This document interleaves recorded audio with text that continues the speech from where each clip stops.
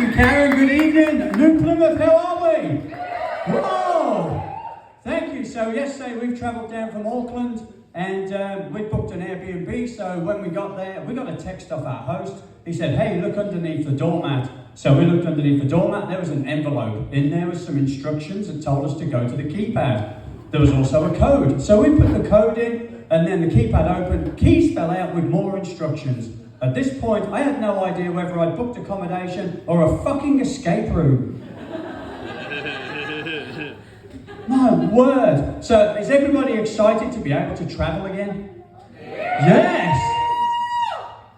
That is big fucking excitement to travel again. That's someone who's never travelled ever. So my kids are excited because we live under a flight path. And so when the flights resumed, they ran down the garden, they pointed to the sky, they said, Dad, have you seen that plane? It has got a kangaroo on the tail. Does that mean that it is transporting wild animals? I said, technically, kids, but out of respect, you need to call them Australians. Woo! Anti-Australia here, we love that. And so, what else happened? So, I have to do a lot of these rat tests for work. Do you guys have to do these rat tests for work? All the time. I've had to have so many, the inside of my nostrils are destroyed. I am literally too scared to die at the moment because if I had to go for a post-mortem, the coroner would look at my nose and go, this guy was either riddled with COVID or he had one hell of a fucking cocaine addiction. Anyway, talking of tests, I took one of those ancestry tests. So I was pretty keen to see what was going on in my background. And it came back, I had 4 different heritages. I could not believe it. I went to see my mom. I was like, Mom, can you explain why I've got 4 different heritages in my ancestry test? She went, yep, you were conceived at a swingers party.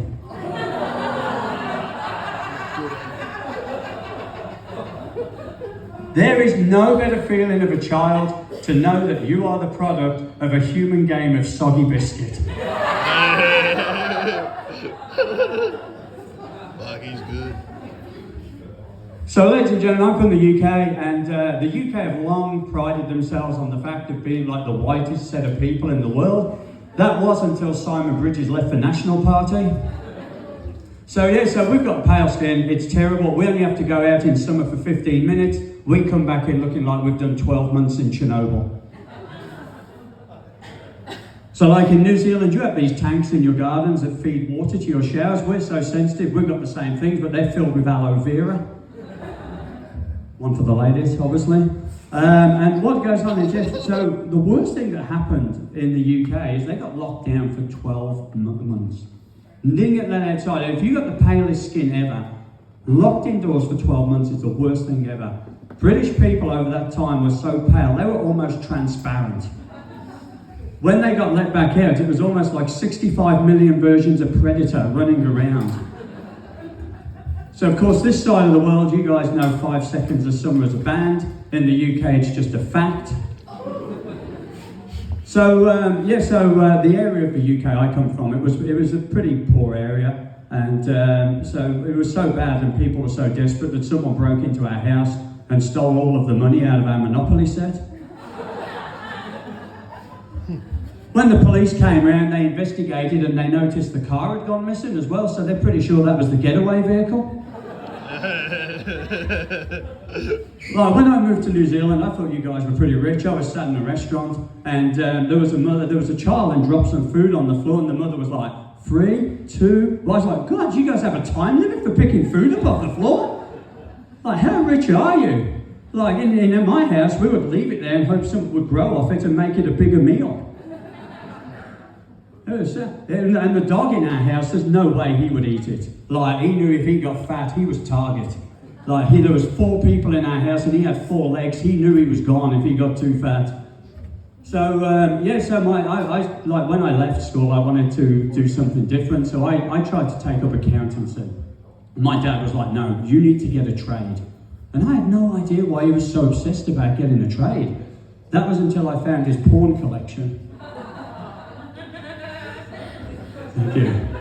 Someone else had found their dad's porn collection. And I was watching some of this porn collection, and I spotted some things about tradies. Tradies get a lot of work. I watched this film, this guy had at least 6 jobs. I thought, that is a lot of work. Number 2, how unreliable are electrical appliances? Every house had a broken fridge or a broken washing machine. Like, appliance manufacturers, get your shit together. Number 3, working conditions were terrible. None of these houses obviously had air conditioning. They were all working with no clothes. I didn't see any protective gear anywhere. Number 4, I was worried about how much tradies earned. I didn't see anyone get paid. I saw lots of deposits, lots of withdrawals. I saw things changing hands. I saw no money. So I went to my careers advisor and I don't think this accountancy thing's for me. Like, I would like to go on that course of learning how to clean pools or deliver pizzas. I just could not see how my accountancy speak was going to keep up with a tradie. Like, he turns up at the house like, I'm here to fix your fridge. Like, manly and practical. I'm here like, I'm just come to inspect your profit and loss account. Like, how is it that? Could you imagine a porn film with accountants? An hour and a half of sweaty brows and taking off ties and loosening top buttons. And then you hear, have you finished? I'm nearly finished. Are you there? I'm nearly there. Shout it out. I've just filled your tax return in. Needless to say, ladies and gentlemen, I was not very good when it came to relationships. I remember the first time I got slapped around the face by a female. It was when I was actually at school. Apparently I misunderstood the role of a head girl.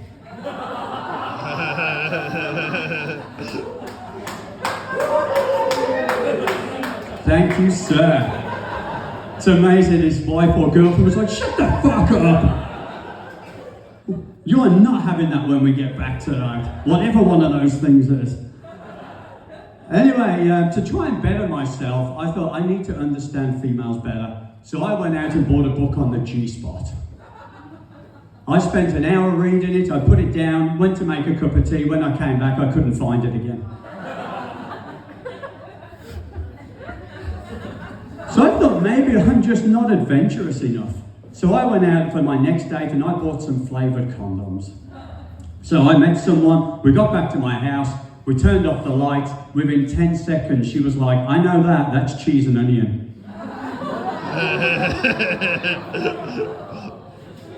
I did not have the nerve to tell her that I had not put one on.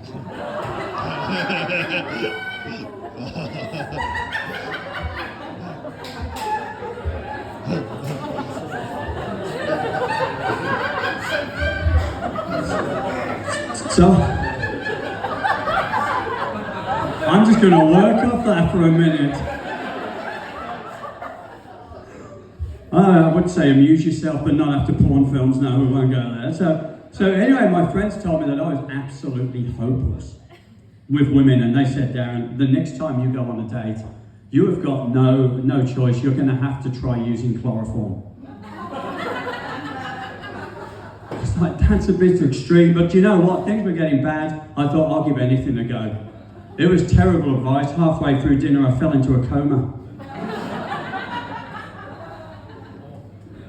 So yeah, what happened? What's happened in my life? So yeah, look, I was raised Catholic, which obviously means from an early age I was sexually active.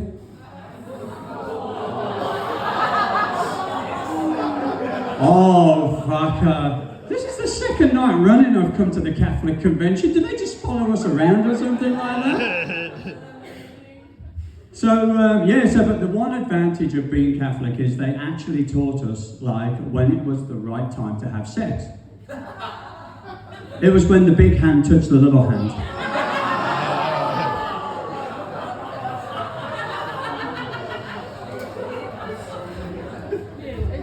But I was terrible. I didn't really understand Jesus very well. I was in school one day and the teacher said to me, Darren, you're going to have to think of Jesus as a flower. So I sat there for ages. She came back, she said, Darren, if Jesus was a type of flower, what do you think he'd be? I said, self-raising.